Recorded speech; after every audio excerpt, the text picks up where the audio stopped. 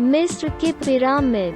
मिस्र में राजाओं और रानियों, जिन्हें फिरौन कहा जाता था, पत्थर के बने विशाल चौकोर तल वाले पिरामिडों में दफन थे।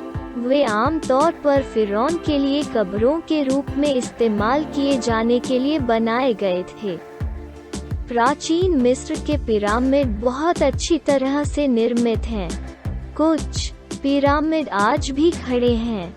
सबसे पुराना मानव निर्मित पिरामिड, जिसे सटेप पिरामिड कहा जाता है, यह काहिरा, मिस्र के पास साक्कारा में गीज़ा नेक्रोपोलिस में है। यह हजारों साल पहले राजा जोसर के लिए बनाया गया था। बाद में पिरामिड बहुत बड़े बनाए गए। सबसे बड़ा एक महान गीज़ा का पिरामिड था। यह काहिरा के पास है। यह 1889 में पेरिस में एफिल टावर के निर्माण तक दुनिया की सबसे ऊंची इमारत थी। द ग्रेट पिरामिड प्राचीन मिस्र के पुराने साम्राज्य से फिरौन खुफू चोप्स द्वारा बनाया गया था।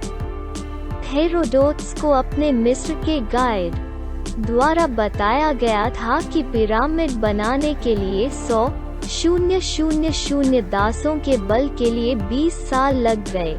1 और 10 साल के लिए एक पत्थर के कारण का निर्माण हुआ, जो नीचे घाटी में एक मंदिर से जुड़ा था। एक बार लोगों ने सोचा कि गुलामों ने पिरामिड बनाए हैं।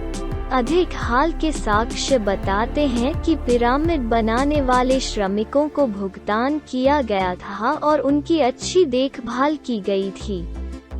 वे फिरौन के वफादार थे। ग्रेट पिरामिड के अंदर मानव निर्मित प्रसिद्ध वस्तुएं प्राचीन काल से पाई गई हैं। कई मूल्यवान वस्तुओं को मृत फिरौन के साथ दफनाया गया था, इस उम्मीद में कि वे उन्हें बाद में ले जाएंगे। पिरामिड में आमतौर पर चोरों को आसानी से भागने से रोकने के लिए जाल होते थे। पकड़े जाने पर मकबरे के चोरों को मौत की सजा दी जाती थी। हालांकि 1000 ईसा पूर्व तक कई पिरामिड उनके कीमती खजाने को लूट ले गए थे। गीज़ा में पिरामिडों के पास स्फिंक्स की एक बड़ी प्रतिमा है। इसमें एक शेर का शरीर और एक फिरौन का सिर है। प्राचीन यूनानियों ने ग्रेट पिरामिड को दुनिया के 7 अजूबों में से एक कहा था।